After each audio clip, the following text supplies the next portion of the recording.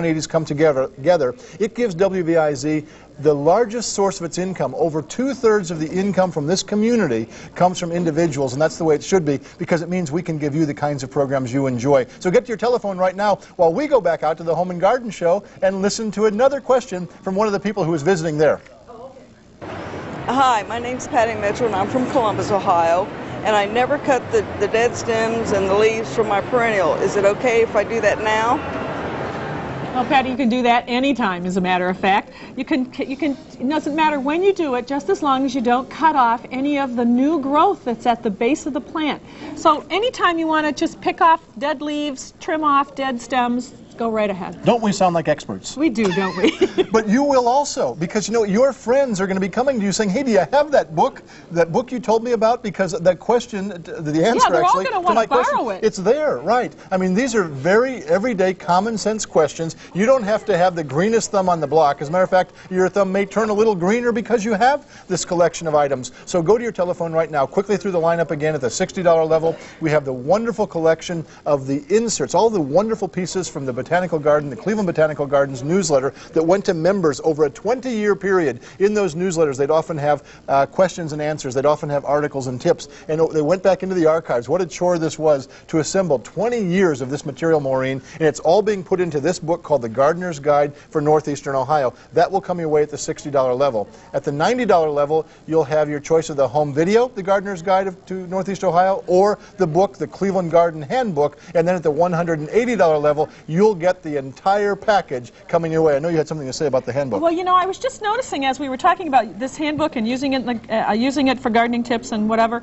This book is actually something you can take out into your garden, yep. and it's a vinyl covered book.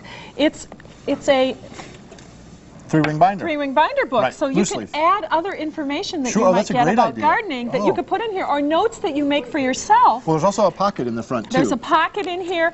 So it's a resource that can grow for you. You can use it for just as your main source of gardening tips. And you're very observant. It was made this way on purpose, because you know you sometimes take books like these, which you read, and you try to lay it on the table, and it closes on you. Right. I'm not saying anything wrong with this book, but this one is really made for you to take out there with you, wherever you're going, and just open to the page you want, set it right there on the table. Even if there's some water and dirt on the table, don't worry about it. We'll wipe right off, and it will also come your way as our way of saying thank you for $60. But I hope that you, like many others who've been calling today, will go right to that $180 pledge of support. Do that, won't you? And if you don't want to give us a call, you want to pledge on the World Wide Web, there's a whole new way to do it. You can do that. Let's take a look. Becoming a member of WVIZ PBS is easier than ever. Pick up the phone and call the number on your screen. Or if you prefer, you can pledge online at www.wviz.org. Just click on Become a Member, and you can make your pledge of support and choose from a wide variety of thank you gifts using the secure server. So take your Visa, MasterCard, Discover, or check debit card to the phone or your computer and become a member of WVIZ PBS, where you belong. Pledging online is becoming more and more important to people all over the country as they get used to being able to do this whenever they want, being able to kind of look at the things on the computer.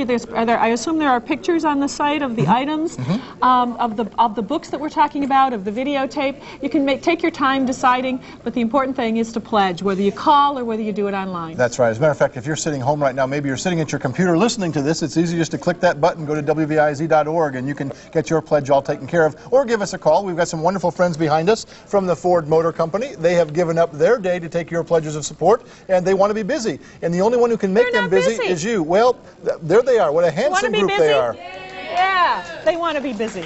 And it starts with you, and it starts with your call right now. So get up from wherever you are and make that pledge of support to WVIZ PBS and support this really new program. WVIZ PBS has never produced a program like this before, dealing exclusively with gardening here in Northeastern Ohio. And, you know, we started the program by saying, Maureen, it's the most popular hobby all across the country, but no different here in Northeastern Ohio. And I guess that's because almost everybody has a lawn or a plant somewhere. Well, and we know that people who watch and listen to to WVIZ are curious. Curious about lots of things, like to know how to do things, like information, and so that's why how-to shows like this are so important on public broadcasting. So I think it's about time to go back in just a few seconds and visit with Julie back over in the garden area. Now remember, when you call in your pledge, we have lots of thank you gifts for you. Talk to our volunteer operators. They'll explain all of the items that we have. You'll also be able to charge your pledge on your MasterCard, Visa, Discover card, check, debit card. We'll make it simple. It doesn't take much time. Just go to your telephone and support this kind of quality programming. Let's go back over and visit with Julie, Henry, and Jeremy and their next guest.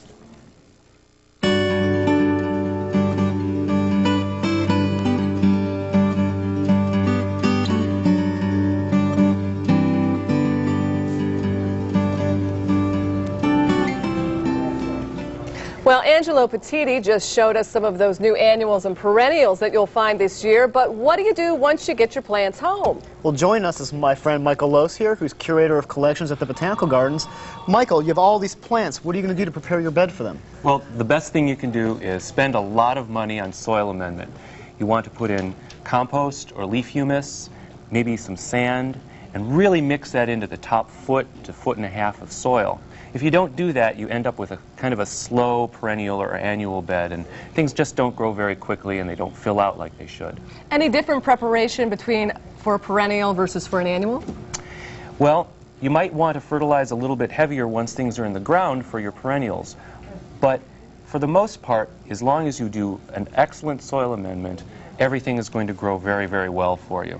So you're saying if you've spent all the money on the plants, spend some money and get the ground ready so they're actually spend a lot of grow. money on the soil. And I see one of my favorite perennials here, Delphinium, which is, it makes a great cut flower, but it's also just a great perennial in your bed. Delphiniums are excellent. They're really, really nice plants. They do take some time to get established, and once they're established, sometimes they melt out in our winters. Sometimes the soil is a little bit too heavy and the crown rots. So when you plant them, you might want to put a little bit of a gravel right around the base of the plant, and that helps keep the drainage flowing so the soil doesn't get too compacted. Now the sedum, I see everywhere I walk my dog, I see Autumn Joy, sedum Autumn Joy, but this is a Frosty Morn? Right, this one is Sedum Frosty Morn. It's in the same species as Autumn Joy. It blooms about the same time in the autumn, but it has this great variegation, so it makes it attractive throughout the summer also.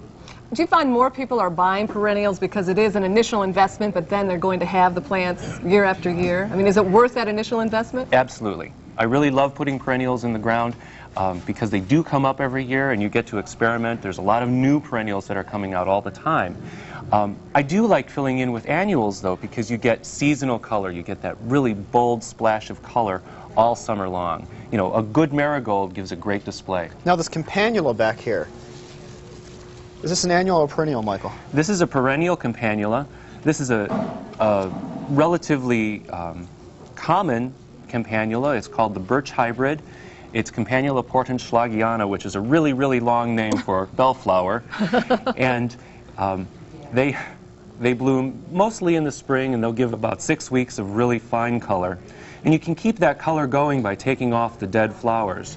So if you spend just a few minutes, a couple times a week, taking off the dead flower heads, the plant can bloom up to 8 weeks in the spring. Well, let's talk about deadheading for a while. I mean, which plants really need you to go out there and take the dead flowers off? Really, any flowering plant? Well, these campanulas, you'll get a longer bloom period out of them.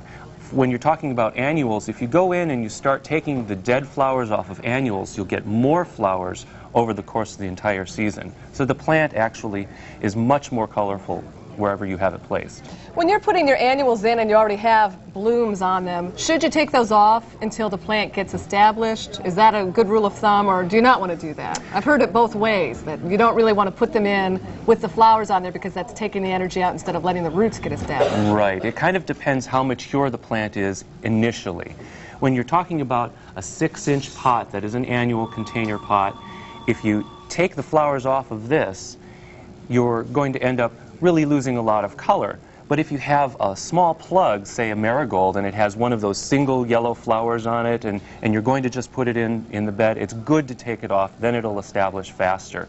Something this mature, I wouldn't take the flowers off of. Now, I know Angelo touched on the heliotrope a little bit ago. The one that smelled like the vanilla. Exactly, and I think this is a great annual, but it's interesting because the word heliotrope in Greek means to follow the sun. People originally thought the flowers actually turned to follow the sun.